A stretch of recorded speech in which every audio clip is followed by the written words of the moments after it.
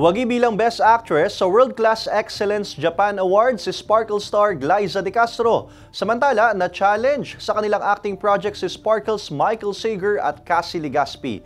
Narito ang report ni Hazel Alviar.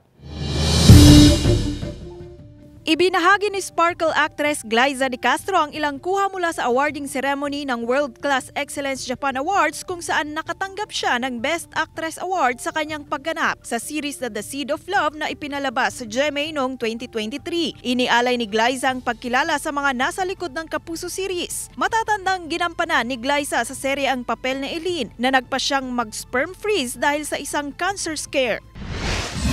Bibida sina Cassie Legaspi at Michael Sager sa romantic comedy episode ng Regal Studios Presents na Fishing for Love na mapapanood sa Linggo. Dati nang nagkatrabahong dalawa bilang host sa noontime show na Tahanang Pinakamasaya. Pero ito ang first time nilang magkatrabaho bilang partners. Kaya challenge daw para sa kanila ang ipakita ang kanilang chemistry. Ayon sa ama ni Cassie na si Zoren Legaspi na siya ring direktor, hindi naging madali sa kanila ang pag-transition into partners. Pero kinaya naman at matutuwa daw ang mga manonood.